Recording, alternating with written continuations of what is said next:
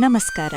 ಉಡುಪಿಯ ಶ್ರೀಕೃಷ್ಣ ಮಠದಲ್ಲಿ ಪರ್ಯಾಯ ಶ್ರೀ ಶೀರೂರು ಮಠದ ಪೀಠಾಧಿಪತಿಗಳಾದ ಪರಮಪೂಜ್ಯ ಶ್ರೀ ಶ್ರೀ ವೇದವರ್ಧನ ತೀರ್ಥ ಶ್ರೀಪಾದರ ಪೀಠಾರೋಹಣದ 5ನೇ ವರ್ಷದ ಸಂಭ್ರಮವನ್ನು ಅತ್ಯಂತ ವಿಜೃಂಭಣೆಯಿಂದ ಆಚರಿಸಲಾಯಿತು.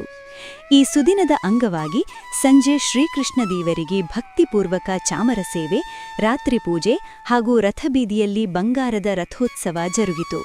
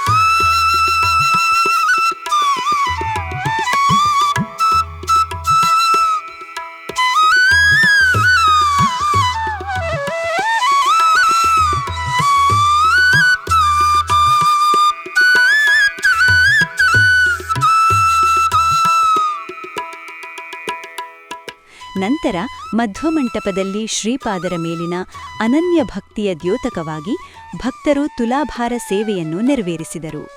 ಕಾರ್ಯಕ್ರಮದ ಕೊನೆಯಲ್ಲಿ ಮಠದ ಸಾಂಪ್ರದಾಯಿಕ ಶೈಲಿಯಲ್ಲಿ ವಿಶೇಷ ವಸಂತೋತ್ಸವ ನಡೆಯಿತು.